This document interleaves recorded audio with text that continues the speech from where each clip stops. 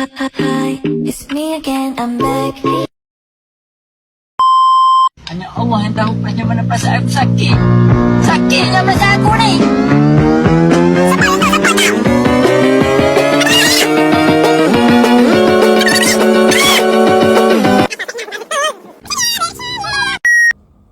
Assalamualaikum warahmatullahi wabarakatuh. Perkenalkan, nama saya Nuraina dengan NIM 23101163200013. Saya dari kelas A2. Tujuan dari saya membuat video ini untuk memenuhi tugas akhir mata kuliah linguistik yang diampu oleh Ibu Nur Cahaya. Di sini saya akan membahas tentang tataran yang terkait dengan linguistik. Pembahasan yang pertama itu mengenai fonologi. Fonologi itu sebagai subdisiplin linguistik yang menetapkan objek kajiannya pada bunyi bahasa. Yang perlu ditekankan dalam fonologi adalah pemahaman tentang fonetik dan fonemik, di mana fonetik itu mempelajari cara pengucapan atau bunyi-bunyi yang dikeluarkan dari pembicara, dan fonemik itu membedakan makna. Di dalam fonetik ada 3 hal. Yang pertama, artikulatoris, itu mengetahui bagaimana artikulasi manusia mengeluarkan bunyi. Dan yang kedua itu ada akustik, yaitu proses transfer sebaran bunyi bahasa dari penutur ke pendengar. Yang ketiga itu auditoris, yaitu proses pengucapan bunyi bahasa. Fonetik dalam linguistik terbagi menjadi 2. Yang pertama ada fonetik teoritis, yaitu menemukan kaidah bunyi, dan yang kedua fonetik praktis, yaitu menemukan lafal bunyi bahasa. Fonemik dalam linguistik juga terbagi menjadi 2. Yang pertama itu fonemik teoritis, di mana menemukan kaidah bunyi bahasa tertentu. Dan yang kedua itu fonemik praktis, yaitu menemukan ejaan yang sesuai. Jadi, keilmuan bidang fonologi dalam linguistik ini untuk mengklasifikasikan bunyi bahasa atau mendeskripsikan sebuah kosakata dengan pelafalan tertentu. Selanjutnya itu morfologi. Morfologi merupakan ilmu yang mempelajari bentuk-bentuk kata dan perubahan bentuk kata serta makna yang muncul akibat perubahan bentuk itu. Jadi di dalam morfologi yang kita tekankan itu adalah katanya, bukan sebuah struktur pada kalimatnya. Dalam kata itu terbagi-bagi menjadi sebuah morfem. Morfem itu satuan bahasa yang terkecil yang maknanya relatif stabil dan tidak dapat dibagi-bagi. Sedangkan satuan terbesar dalam morfologi itu adalah kata. Klasifikasi morfem terbagi menjadi 5. Yang pertama ada morfem bebas dan terikat. Yang kedua ada morfem utuh dan morfem terbagi. Yang ketiga ada morfem segmental dan suprasegmental. Yang keempat ada morfem beralomorf zero. Dan yang terakhir ada morfem bermakna leksikal dan tidak bermakna leksikal. Morfem-morfem ini akan kita pelajari mendalam pada mata kuliah morfologi. Kalau di mata kuliah linguistik umum ini, kita hanya disuruh untuk mengenalnya saja. Selanjutnya kita masuk ke morfofonologis. Yang pertama itu ada afiksasi, yang artinya pengimbuhan. Afiksasi terbagi lagi menjadi 5. Yang pertama itu ada prefiks, yang artinya awalan, yang awalan ber. Contohnya seperti bermain. Yang kedua ada infiks, yaitu sisipan. Contoh katanya seperti patuk, pelatuk, di mana di kata patuk disisipkan morf l menjadi patuk, pelatuk. Yang ketiga itu ada sufiks, yang artinya akhiran, an, seperti liburan. Yang keempat ada konfiks, yaitu imbuhan ke an, di mana imbuhan ke an itu tidak bisa dipisahkan. Dan yang terakhir ada klofiks, yang artinya juga imbuhan, tapi imbuhan per an. Yang kedua ada reduplikasi, yaitu pengulangan. Ada pengulangan penuh, ada pengulangan semu, ada pengulangan berubah bunyi, ada pengulangan sebagian, dan ada pengulangan imbuhan. Yang pertama pengulangan penuh. Contoh katanya seperti meja-meja. Yang kedua ada pengulangan semu, terlihat berulang tapi tidak berulang. Contohnya pada kata kura-kura dan kupu-kupu. Pengulangan berubah bunyi, contohnya seperti sayur-mayur. Dan pengulangan sebagian, contoh katanya seperti lelaki. Dan yang terakhir pengulangan imbuhan, contohnya seperti berlari-lari. Yang ketiga itu ada komposisi. Di dalam komposisi ada dua. Yang pertama itu ada kata majemuk yang berumuskan A tambah B sama dengan AB. Contohnya seperti tangga berjalan. Yang kedua ada idiom yang berumuskan A tambah B sama dengan C. Contohnya seperti ringan tangan. Selanjutnya ada konversi atau biasanya disebut dengan derivasi zero, adalah proses pembentukan kata dari sebuah kata menjadi kata lain tanpa perubahan unsur segmental. Contohnya kata cangkul pada kedua kalimat ini. Kalimat pertama, petani membawa cangkul ke sawah. Kalimat kedua, cangkul dulu tanah itu baru ditanami. Pada kalimat pertama, cangkul itu kata nomina. Sedangkan pada kalimat kedua, cangkul itu kata verba. Dan yang terakhir, modifikasi internal adalah proses pembentukan kata dengan penambahan unsur-unsur. Selanjutnya kita masuk ke pembahasan tentang sintaksis. Sintaksis adalah bidang dari mikrolinguistik yang mempelajari tentang seluk-beluk aturan dalam tata bahasa. Yang perlu diperhatikan dalam sintaksis itu ada 3. Yang pertama ada fungsi seperti subjek, predikat, objek, keterangan, dan pelengkap, atau yang biasanya kita kenal dengan SPO couple gitu kan. Yang kedua itu ada kategori yang terdapat nomina, verba, adjektiva, adverbia, numeralia, preposisi, konjungsi, dan partikel. Dan yang ketiga itu peran. Peran tergantung unsur pengisi, yaitu seperti subjek, predikat, objek, keterangan, dan pelengkap. Contoh peran seperti adik memukul kakak, adik menjadi subjek, perannya sebagai pelaku. Memukul menjadi predikat, perannya sebagai tindakan, dan kakak menjadi objek, perannya di mana seorang kakak tersebut menjadi korban. Satuan terkecil dalam sintaksis yaitu frasa dan satuan terbesarnya adalah kalimat. Yang pertama ada frasa. Frasa adalah gabungan kata yang mengisi satu fungsi bersifat non-predikat, seperti rumah sakit, pria tampan, gadis cantik. Di dalam frasa terdapat beberapa bagian frasa lagi. Yang pertama itu ada frasa eksosentrik, adalah frasa yang tidak bisa dipisahkan. Contohnya di bawah pohon itu. Dan yang kedua ada frasa endosentrik, adalah frasa yang jika dihilangkan salah satu, dia masih bisa berdiri sendiri. Yang ketiga ada frasa apositif, adalah frasa yang bisa saling menggantikan, biasanya ditandai dengan koma. Dan yang terakhir ada frasa koordinatif, adalah frasa yang ditandai dengan kata atau piluhan. Yang kedua ada klausa. Klausa adalah susunan kata yang bersifat predikatif dengan adanya subjek dan predikat. Contohnya adik menangis. Klausa bisa berdiri sendiri atau bisa disebut klausa inti dan bisa bergantung dengan kalimat lain atau klausa bawahan. Dan yang terakhir ada kalimat. Ada kalimat mayor dan ada kalimat minor. Kalimat mayor contohnya ibu menangis.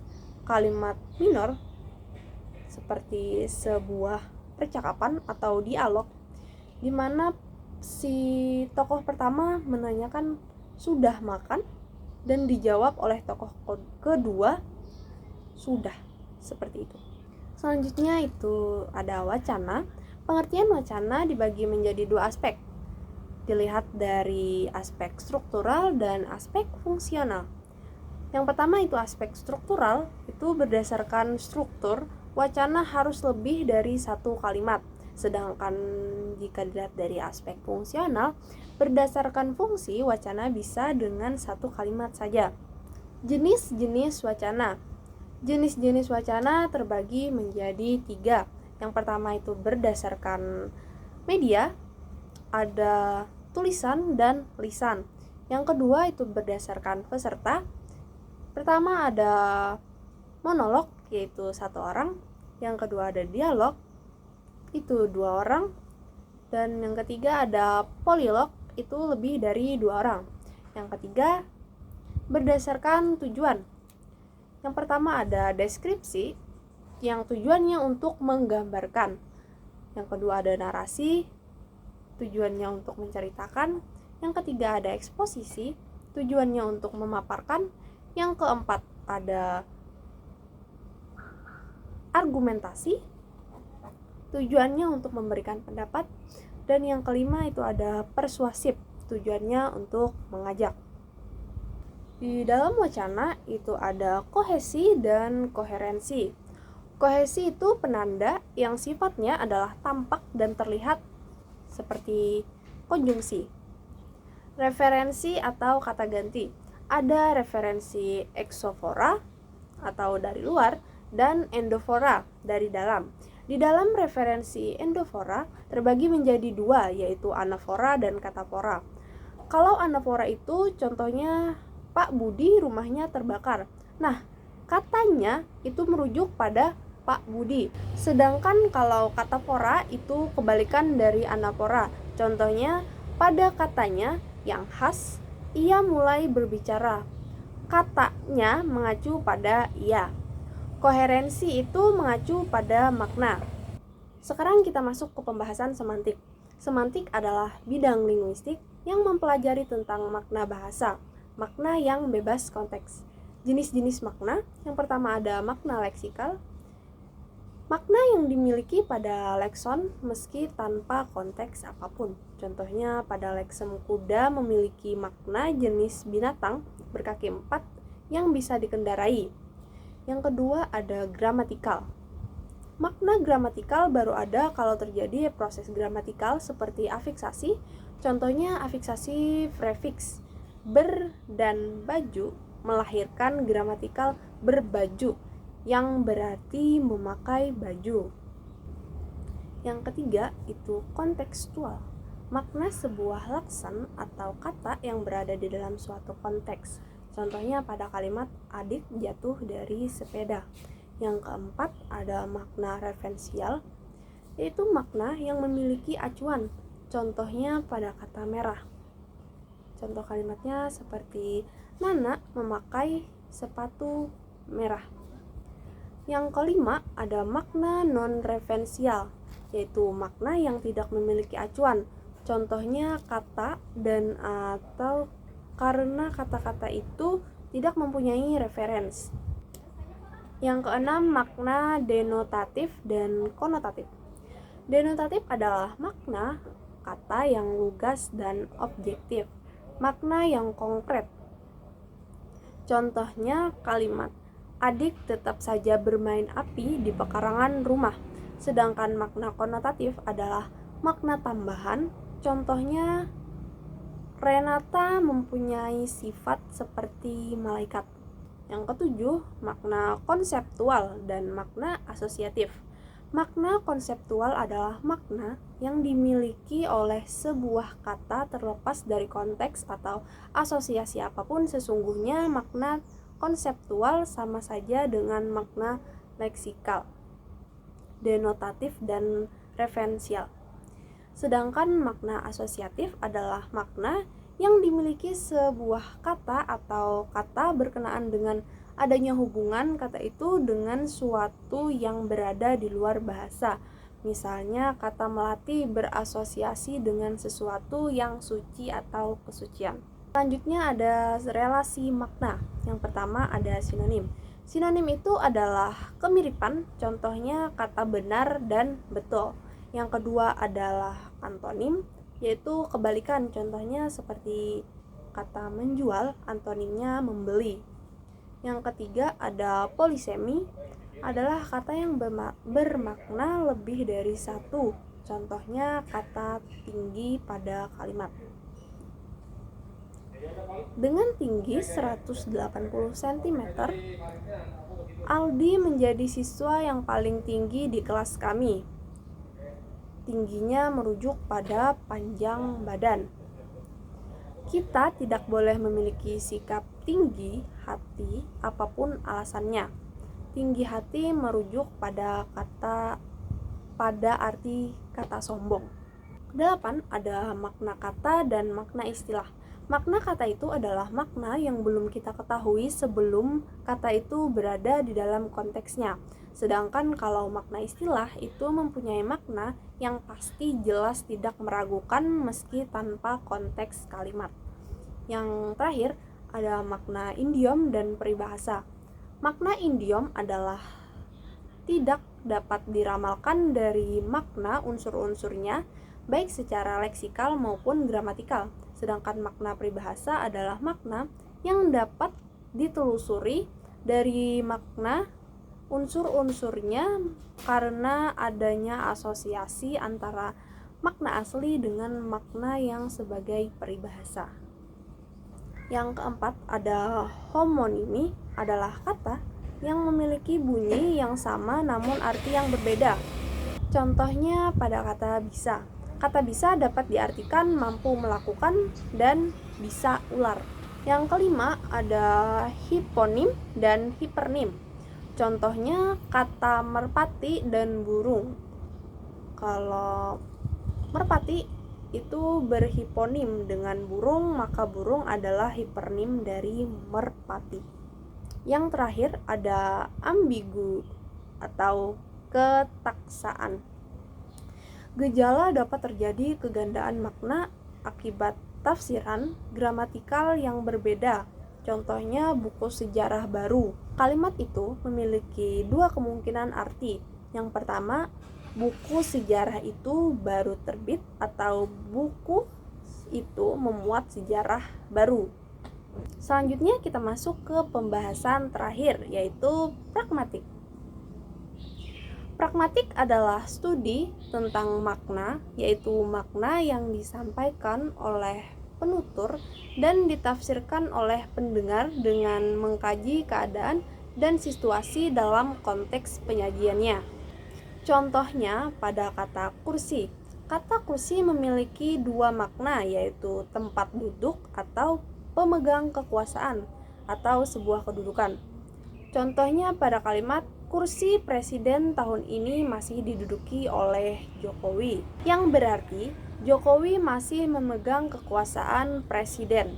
Sedangkan makna biasanya, aku duduk di atas kursi.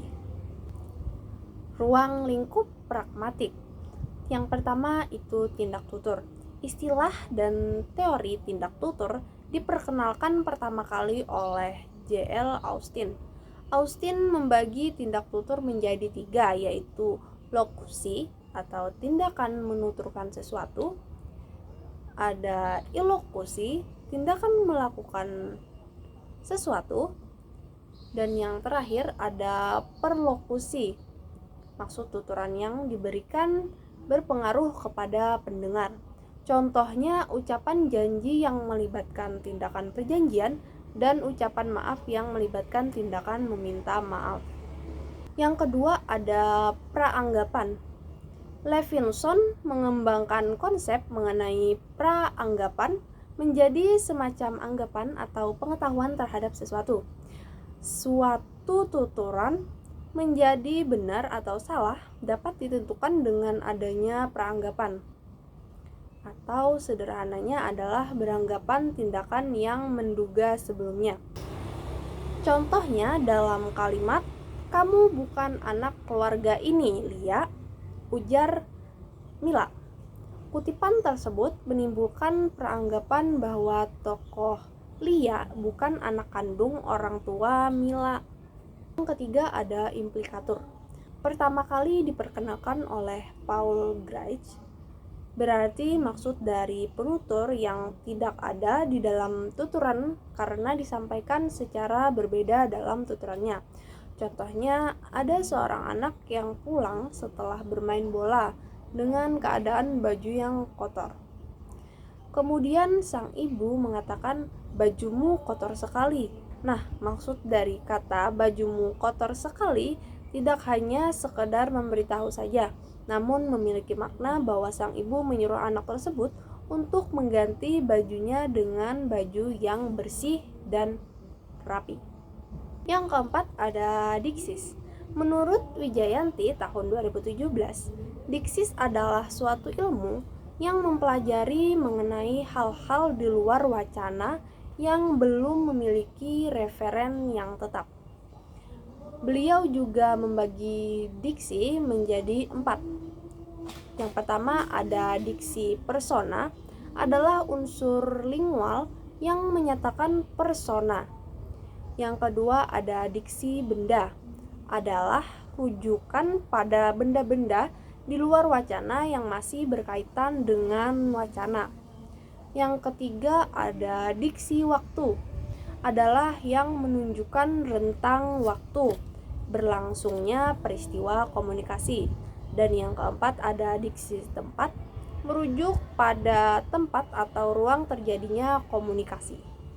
Contohnya, imbuhannya pada kata menolongnya dalam kalimat, "Sebelum pingsan, Ayu sempat terguling. Leni pun datang lalu menolongnya."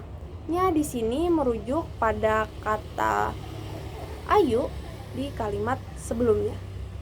Mungkin itu saja yang dapat saya paparkan pada tugas video ini. Saya memohon maaf apabila ada kesalahan ataupun kekurangan dalam penyampaian materi. Sekian dari saya. Assalamualaikum warahmatullahi wabarakatuh.